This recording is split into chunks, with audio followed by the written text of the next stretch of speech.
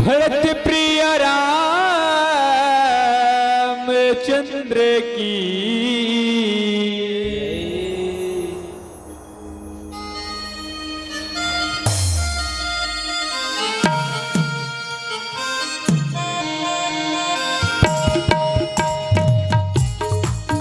बिल्कुल दीदी मुझसे एकदम ताली बजाते हुए भैया मैं निवेदन चाहता हूँ।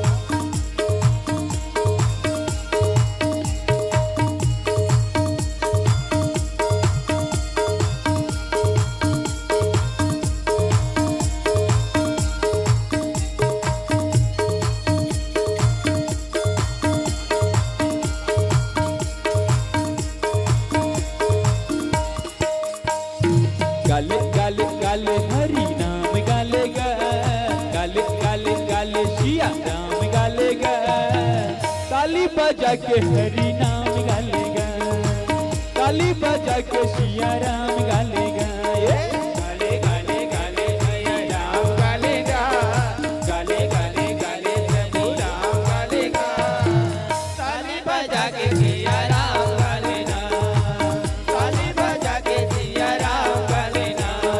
गाले गाले गाले हरि नाम गालेगा, गाले गाले गाले सिया राम गालेगा, ताली बजा के हरि नाम गालेगा, ताली बजा के राधे श्याम गालेगा।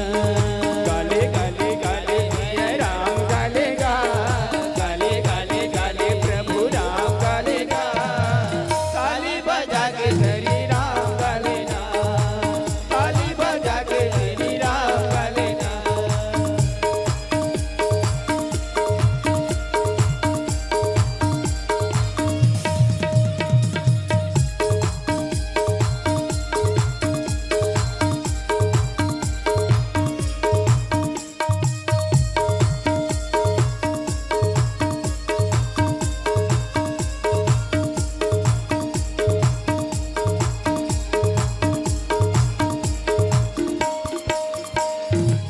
कथा सुने पर आवे नहीं ते पाछू पछतावे, कथा सुने पर आवे नहीं तो पाछू पछतावे, कथा सुने पर आवे नहीं ते पाछू पछतावे, कथा सुने पर आवे नहीं तो पाछू पछतावे।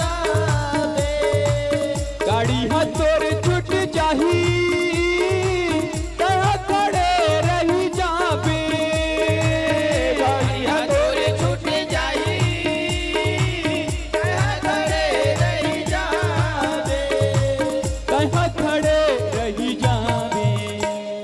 गाले गाले गाले हरि नाम गालेगा, गाले गाले गाले सिया राम गालेगा, ताली बजा के हरि नाम गालेगा, ताली बजा के राधे श्याम गालेगा।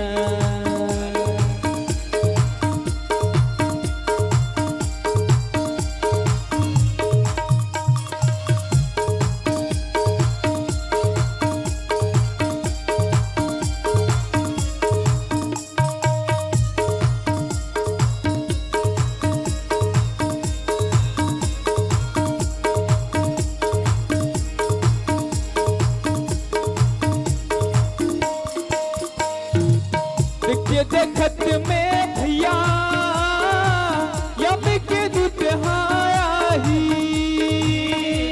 देखत माँ भैया यम के दूत आही, देखते देखत माँ दीदी यम के दूत आही, देखते देखत माँ भैया यम के दूत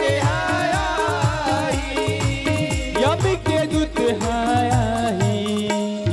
गाले गाले गाले हरि नाम गालेगा, गाले गाले गाले सिया राम गालेगा, ताली बजा के राधे श्याम गालेगा, ताली बजा के राधे श्याम गालेना। गाले गाले गाले हरि नाम गालेगा, गाले गाले गाले प्रभु राम गालेगा, ताली बजा के प्रभु राम गालेगा।